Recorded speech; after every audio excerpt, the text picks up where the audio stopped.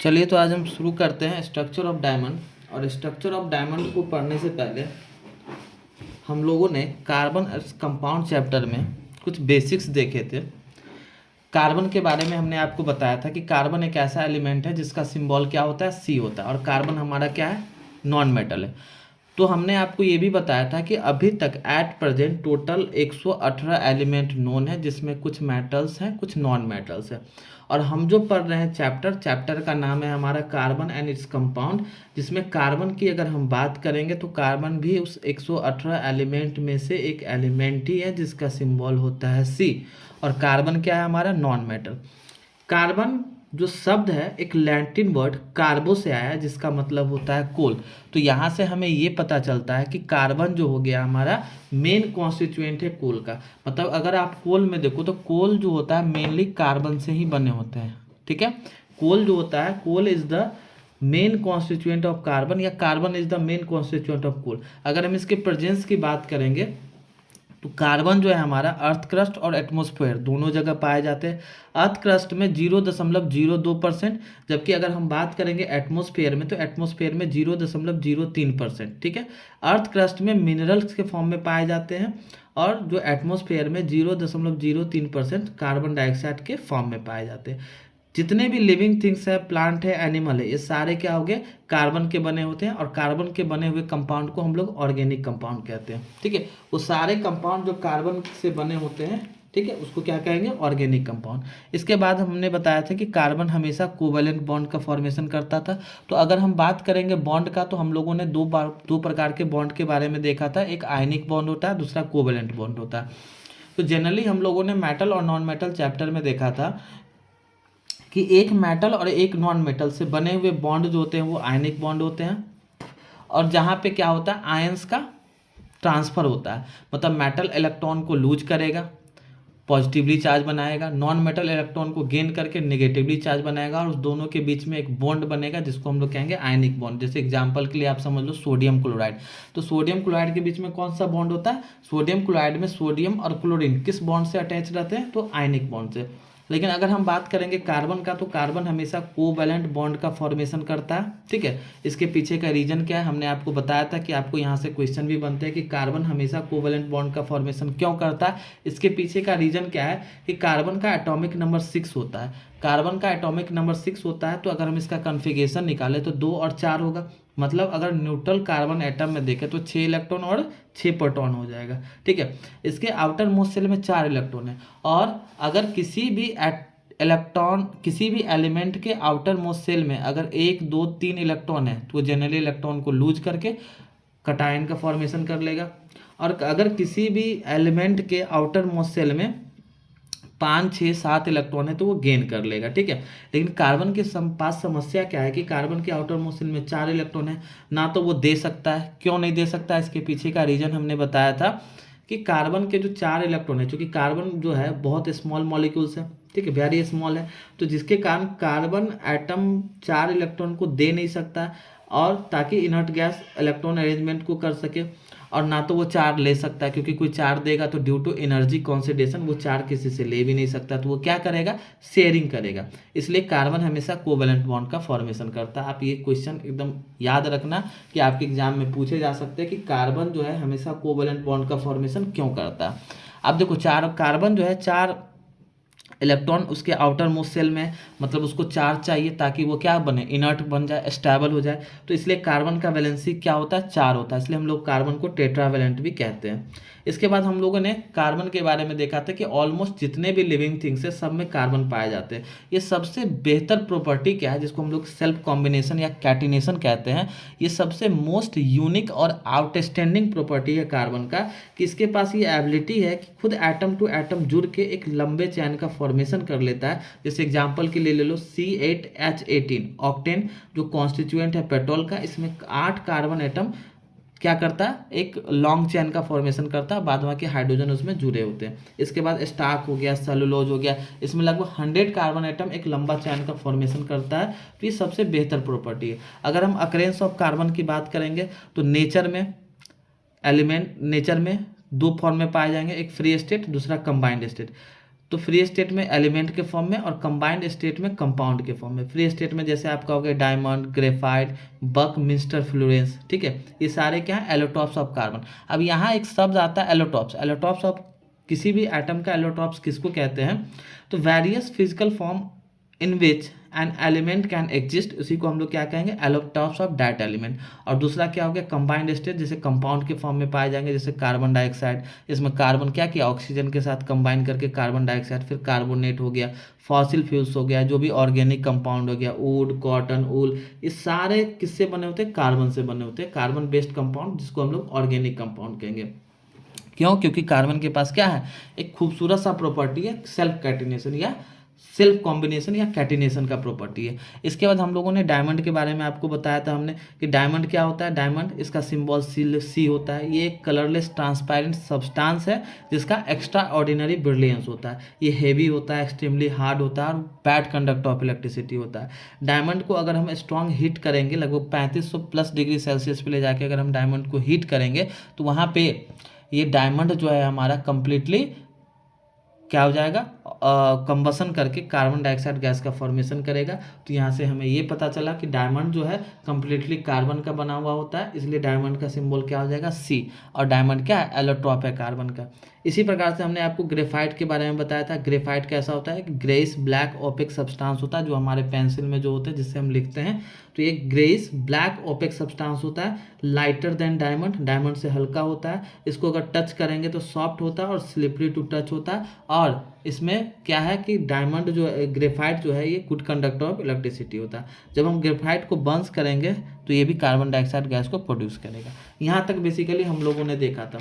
अब हम लोग देखते हैं स्ट्रक्चर ऑफ डायमंड। तो इसको समझने से पहले हम लोग ये देखेंगे कि कार्बन का 3 एलोटॉप्स है, डायमंड, ग्रेफाइट और बकमिंस्टर फ्लोरेंस, जिसमें डायमंड और ग्रेफाइट दोनों का प्रॉपर्टीज क्या है, अलग है, ठीक है। तो यहाँ पे बेसिकली है क्या कि जो प्रॉपर्टीज डिफरेंस है, तो प्रॉपर्टीज में भी 2 प्रकार के होते हैं, एक फिजिकल होता है, दूसरा केमिकल प्रॉपर्टीज होता है। अगर हम केमिकल प्रॉपर्टीज के बेस पे देखें तो डायमंड और ग्रेफाइट दोनों का सेम केमिकल प्रॉपर्टीज है, लेकिन अगर हम फिजिकल प्रॉपर्टीज में देखें तो डायमंड और जो ग्रेफाइट है इनका डिफरेंट फिजिकल प्रॉपर्टी होता है, जिसके कारण different arrangement of carbon atom होता है और इसके कारण इसका स्ट्रक्चर अलग हो जाता है, प्रॉपर्टीज अलग हो जाता है, जिसके कारण डायमंड क्या हो गया, ये हार्ड होता है और ग्रेफाइट सॉफ्ट होता है। वो गुड कंडक्टर होता है, ये बैड कंडक्टर होता है। तो हम लोग इसके स्ट्रक्चर के बारे में समझते हैं कि स्ट्रक्चर ऑफ डायमंड। तो अगर हम डायमंड की बात करेंगे तो जो हमारा diamond crystal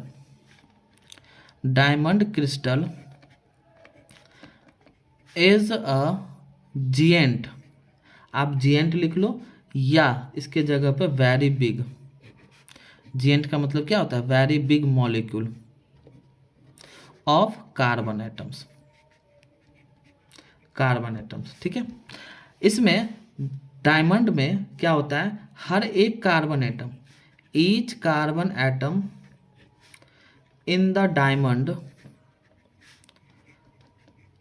diamond crystal is linked to 4 other carbon atoms by strong covalent bonds। मतलब हो गया, जैसे ये हमारा कार्बन एटम हो गया और हर एक कार्बन एटम चूँकि टेट्रावैलेंसी होता है, तो हर एक कार्बन एटम जो होगा 4 अदर कार्बन एटम के साथ जुड़ के स्ट्रॉन्ग कोवेलेंट बॉन्ड का फॉर्मेशन करता है। आप अपने बुक में इसके स्ट्रक्चर को देख सकते हैं, ठीक है। तो 4 अदर के साथ जुड़ के स्ट्रॉन्ग कोवेलेंट बॉन्ड का फॉर्मेशन करेगा, ठीक है। ये जो 4 सराउंडिंग कार्बन एटम है, ये 4 वर्टिसेज होते हैं किसके, रेगुलर टेट्राहेड्रॉन के। तो इसके शेप के बारे में पूछेगा तो आप क्या कहेंगे कि जो हमारा 4 सराउंडिंग सी एटम्स मतलब carbon atoms are the 4 vertices, या आप कह दो 4 corners corners of regular tetrahedron. किसके शेप का होता है? Regular tetrahedron, regular tetrahedron. ठीक है, तो देयरफॉर हम यहाँ से क्या कहेंगे कि जो डायमंड क्रिस्टल है वो कार्बन एटम से मिलके बना होता है, जो पावरफुल्ली बॉन्डेड होता है एक दूसरे नेटवर्क के साथ। और किस बॉन्ड के साथ? तो कोवेलेंट बॉन्ड। और due to this diamond structure जो होते हैं, इसी के कारण जो डायमंड के जो स्ट्रक्चर होते हैं वो बहुत रिजिड होते हैं। ठीक है, मतलब आप इसके रिजिडिटी की बात कहोगे तो इसका ये one of the hardest natural substance ever known है। तो the rigid structure of diamond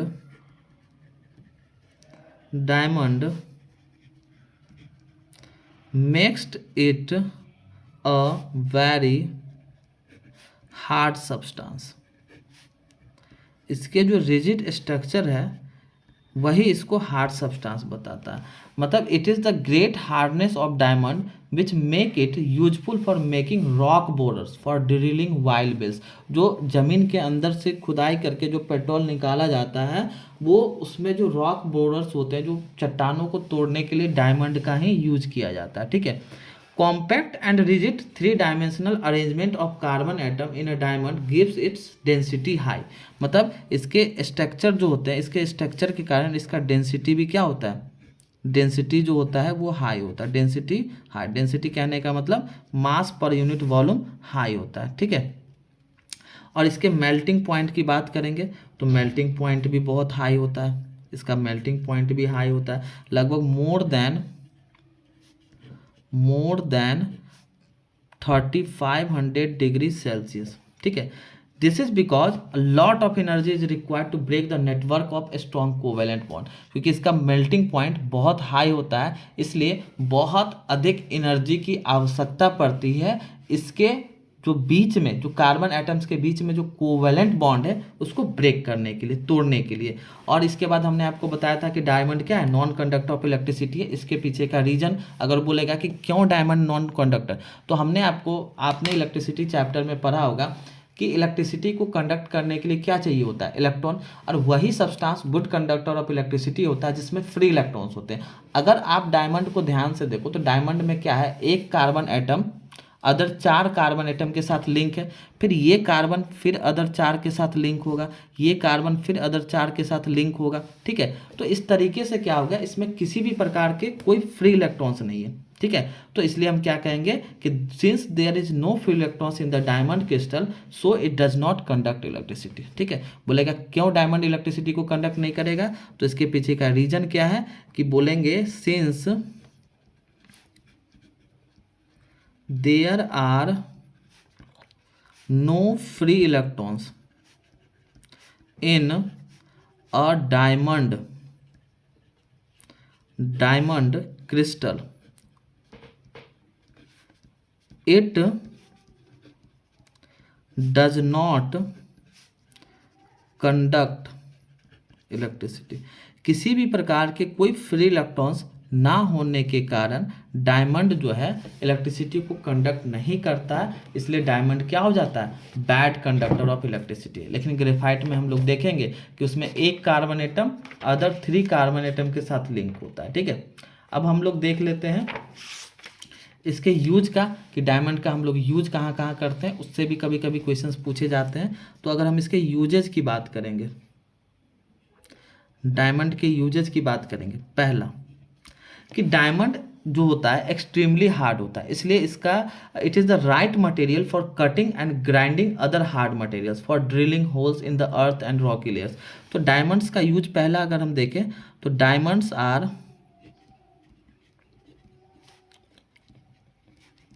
used in cutting instruments, जैसे ग्लास कटर हो गया, cutting instruments like glass cutters, saw for cutting marbles, marble को कट करने के लिए, and in rock drilling equipments, इन सब जगह पे डायमंड्स का यूज होता है। ठीक है, दूसरा क्या है, used for making jewellery, jewellery बनाने में भी डायमंड का बहुत यूज होता है।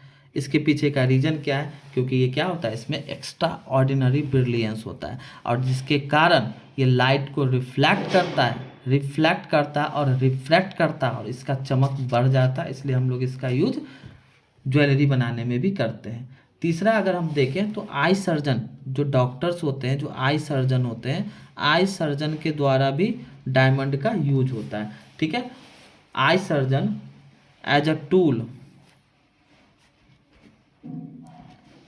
To remove cataract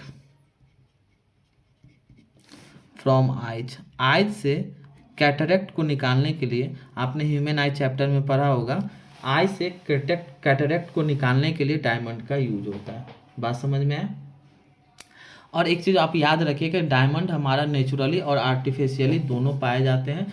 diamond can also be made artificially by subjecting pure carbon to a very high pressure and temperature, जिसको हम लोग सिंथेटिक डायमंड कहेंगे। ठीक है, तो हम लोगों ने डायमंड के स्ट्रक्चर के बारे में देख लिया। अब हम ग्रेफाइट के बारे में समझते हैं। स्ट्रक्चर से क्वेश्चंस आते हैं, आप ध्यान रखना, स्ट्रक्चर से क्वेश्चन पूछे जाएंगे। तो हम उम्मीद करते हैं कि आपको डायमंड के स्ट्रक्चर अच्छे तरीके से समझ में आए होंगे। अब हम लोग ग्रेफाइट के स्ट्रक्चर के बारे में देखते हैं। तो ग्रेफाइट की अगर हम बात करेंगे तो ये भी क्या है, एलोट्रॉप्स है कार्बन का समरूप है। मतलब ग्रेफाइट भी प्योरली कार्बन से बना होता है। एक ग्रेइश ब्लैक ओपेक सब्सटेंस होता है, लाइटर देन डायमंड होता है, सॉफ्ट और स्लिपरी टू टच होता है। सारे रीजन्स को हम लोग देखेंगे, और ये गुड कंडक्टर ऑफ इलेक्ट्रिसिटी भी होता है। ठीक है, तो इन सब में डिफरेंस क्यों आया, मतलब कार्बन का स्ट्रक्चर, जो कार्बन के जो एलोट्रॉप्स है, डायमंड और ग्रेफाइट, बेसिकली हम लोग इसी दो पे बात करते हैं। बाद में हम लोग बकमिस्टर फ्लोरेंस को भी देखेंगे। तो दोनों तो एलोट्रॉप्स है कार्बन का, डायमंड भी एलोट्रॉप्स है, ग्रेफाइट भी एलोट्रॉप्स है। दोनों का केमिकल प्रॉपर्टीज भी सेम है, क्योंकि जब दोनों को आप स्ट्रॉन्ग हीटिंग करोगे तो स्ट्रॉन्ग हीट करने के बाद बस कार्बन डाइऑक्साइड बचेगा। लेकिन हमने देखा कि जो डायमंड है हमारा, वो एक्सट्रीमली हार्ड होता है। ठीक है, उसके पीछे का रीजन क्या है, आपने देखा कि रिजिड स्ट्रक्चर, रेगुलर टेट्राहेड्रॉन से बनता है। हर एक carbon atom other 4 carbon atom से स्ट्रॉन्ग कोवैलेंट बॉन्ड से लिंक होते हैं। इसलिए इनके फोर्स को ब्रेक करने के लिए हाई एनर्जी की जरूरत पड़ती है। इसलिए क्या होता है, हार्ड होता है, रिजिड होता है। साथ में कोई भी फ्री इलेक्ट्रॉन नहीं होता, जिसके कारण वो बैड कंडक्टर ऑफ इलेक्ट्रिसिटी होता है। लेकिन अगर हम ग्रेफाइट की बात करेंगे तो जो स्ट्रक्चर है ग्रेफाइट का, वो कार्बन डायमंड से बहुत अलग है। मतलब हम कहेंगे कि ग्रेफाइट जो होता है, graphite crystals consist of layers of carbon atom. Graphite के अगर आप स्ट्रक्चर को देखो तो इसमें क्या होता है, कार्बन एटम्स के लेयर्स होते हैं। ठीक है, ऑफ कार्बन एटम, या आप क्या दो, सीट ऑफ कार्बन एटम्स। ठीक है, जैसे देखो अगर हम छोटा सा स्ट्रक्चर बनाए, जैसे एक कार्बन हो गया, फिर यहाँ पे एक, फिर यहाँ पे बनाया, ये हमारा क्या हो गया, ग्रेफाइट का स्ट्रक्चर हो गया।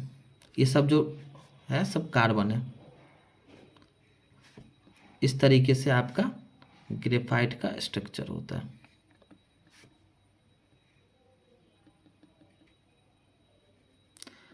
दिस वन इज ग्रेफाइट का स्ट्रक्चर। एक यहाँ पे 2 डाल दीजिए, और यहाँ से एक दूसरा लेयर आता है। फिर यहाँ पे क्या होगा, एक कार्बन एटम 2 अदर से जुड़े होंगे। फिर यहाँ पे इस तरीके से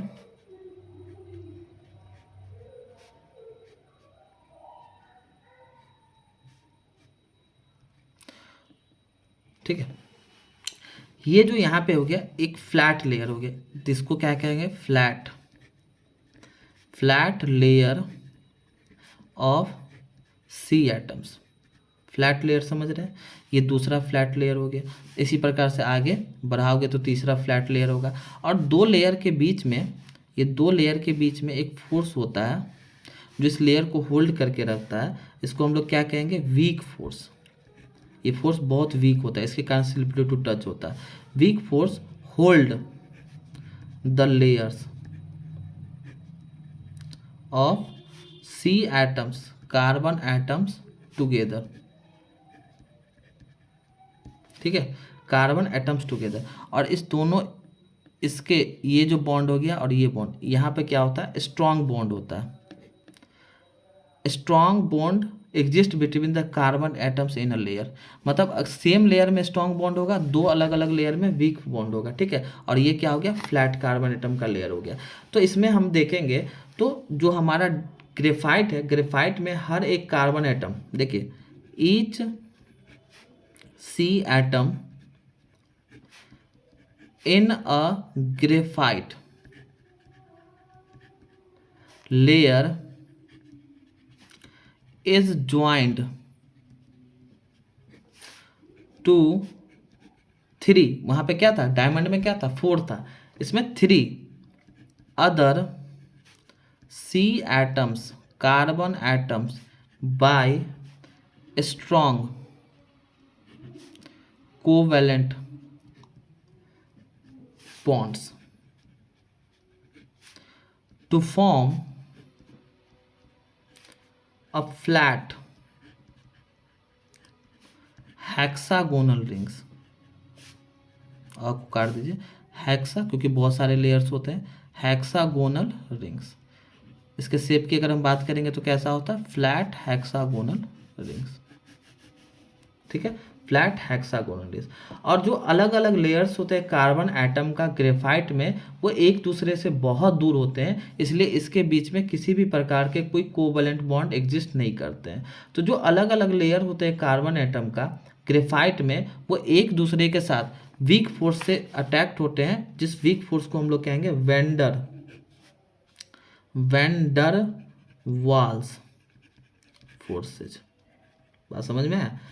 और since various layers of carbon atom in a graphite are joined by weak force, so they can slide over one another. और यही जो स्लाइडिंग का जो प्रॉपर्टी होता है, सीट लाइक स्ट्रक्चर होने के कारण ग्रेफाइट जो होता है वो कंपैरेटिवली सॉफ्ट सब्सटेंस होता है। बात समझे। तो यहाँ से क्या लिखेंगे आगे हम लोग कि due to the sheet like structures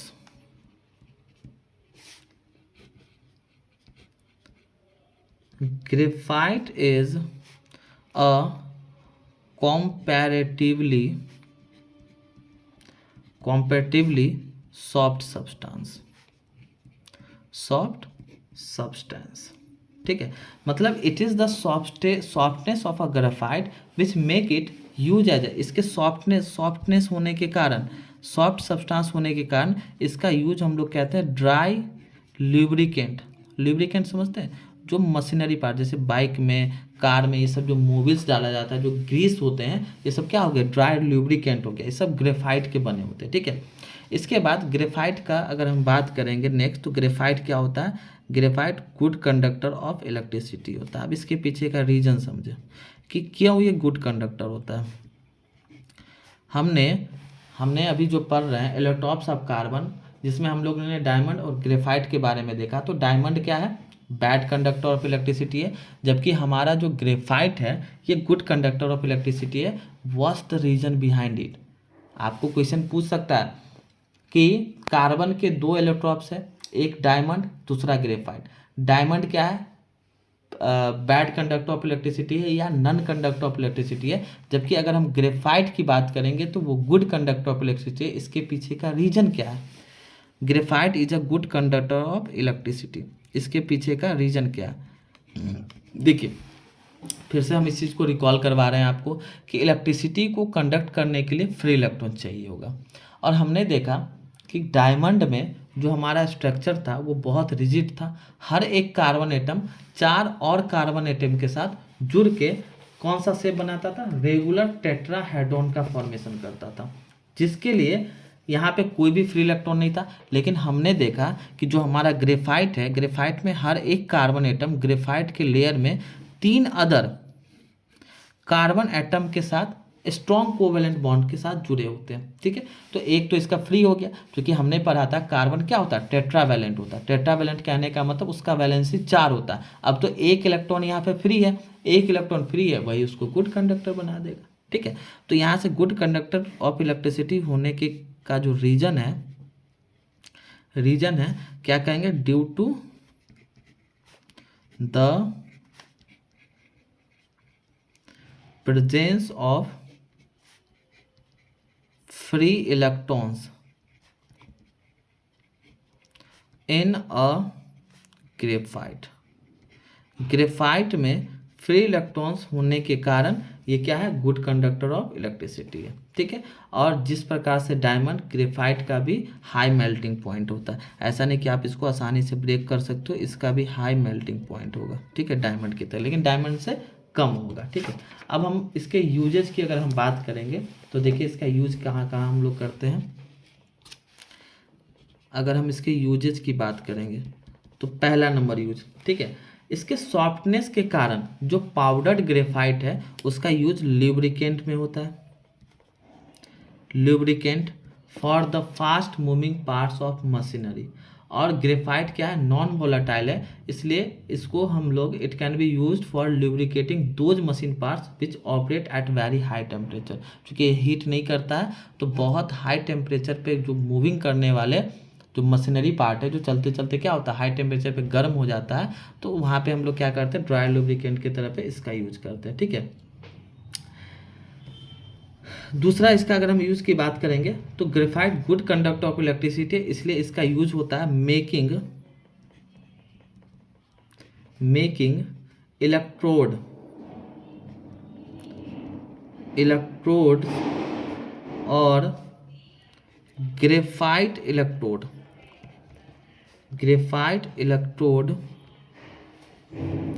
in dry cells and electric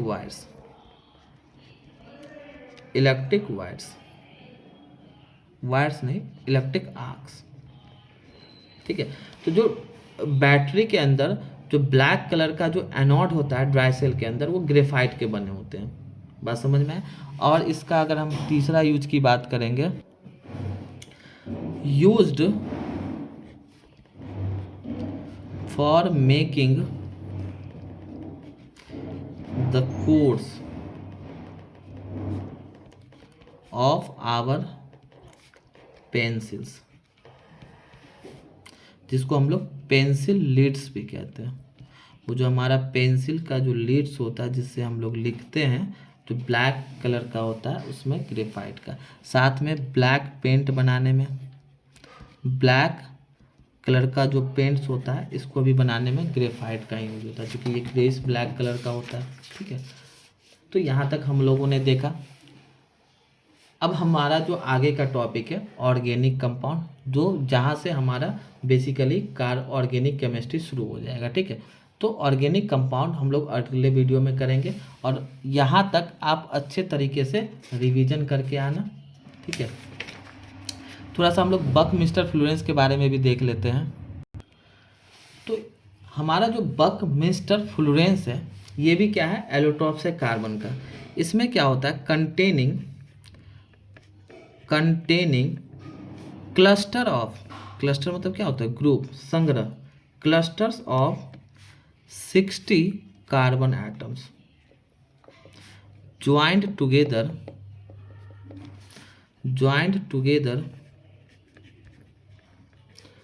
to form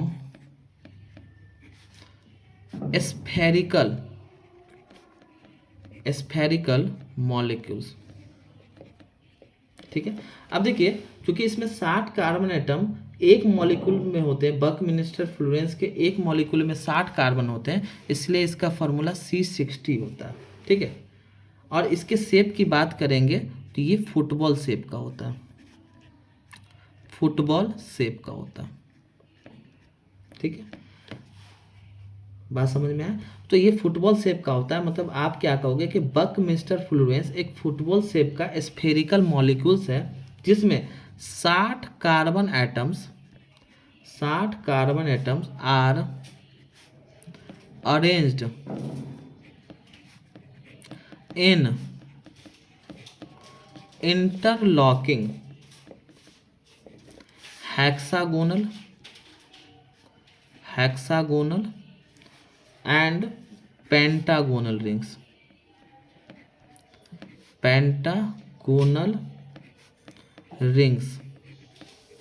of carbon atoms, ठीक है।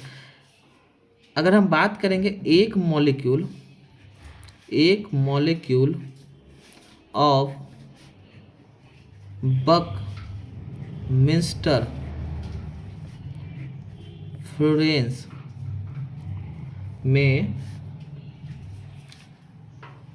20 हेक्सागोनल्स और 12 पेंटागॉन्स होते हैं कार्बन एटम्स के एक मॉलिक्यूल में, ठीक है। मतलब 20 हेक्सागोनल और 12 पेंटागोनल कार्बन एटम एक मॉलिक्यूल ऑफ बकमिस्टर फ्लोरेंस में होते हैं।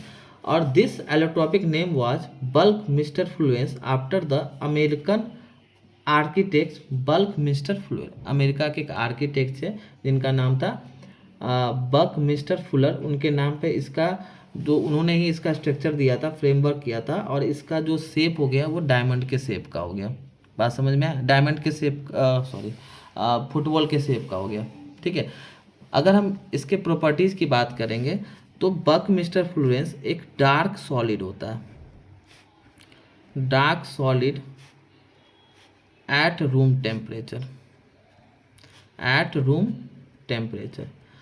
और इसके अगर हमने कार्बन के 3 एलोटॉप्स देखा था, डायमंड, ग्रेफाइट और बकमिस्टर फ्लोरेंस।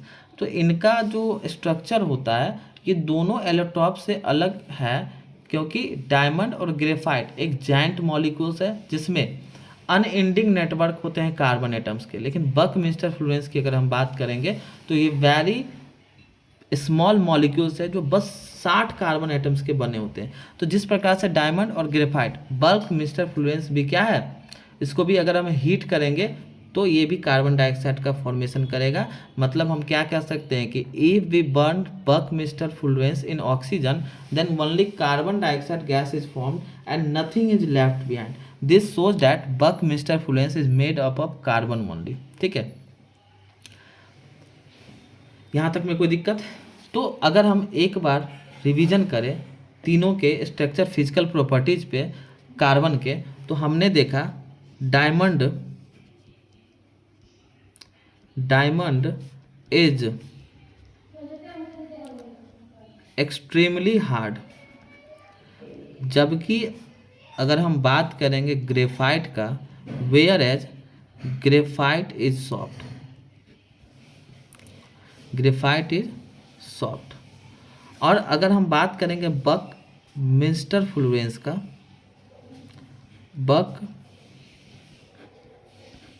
बकमिस्टर फ्लोरेन का, तो ये ना तो हार्ड होता है, neither very hard nor soft, ठीक है। यहाँ तक आपको समझ में आया अच्छे तरीके से? चलिए, तो यहाँ तक अच्छे तरीके से रिवीजन कीजिए। हम लोग नेक्स्ट वीडियो में ऑर्गेनिक कंपाउंड के बारे में पढ़ेंगे। जो कार्बन के कंपाउंड्स होते हैं उन्हीं को हम लोग ऑर्गेनिक कंपाउंड कहते हैं, ठीक है। तो उसके बारे में हम लोग अलग अलग प्रकार के ऑर्गेनिक कंपाउंड जैसे hydrocarbon, haloalkanes, alcohols, aldehyde, ketone, carboxylic acid, total 6 प्रकार के कार्बन कंपाउंड्स के बारे में कॉल्ड ऑर्गेनिक कंपाउंड्स। अगर हम बोलेंगे कार्बन कंपाउंड या ऑर्गेनिक कंपाउंड, दोनों का मतलब सेम ही होता है, ठीक है। तो हम लोग इसके स्ट्रक्चर के बारे में देखेंगे, इसके नेमिंग के बारे में देखेंगे कि कैसे हमें नेमिंग करेंगे, कितने प्रकार के हाइड्रोकार्बन होते हैं, तो अनसेचुरेटेड होते हैं, सेचुरेटेड होते हैं, ठीक है। और फिर इसके स्ट्रक्चर के बारे में देखेंगे, फिर साइक्लिक हाइड्रोकार्बन। तो आगे हमारा बहुत सारा टॉपिक्स है जो हम धीरे धीरे कवर करेंगे। उम्मीद करते हैं कि यहाँ तक हमने आपको जितना पढ़ाया वो अच्छे तरीके से आप रिवीजन करके और बेहतर तरीके से नोट्स बना के आएंगे। चलिए, थैंक यू।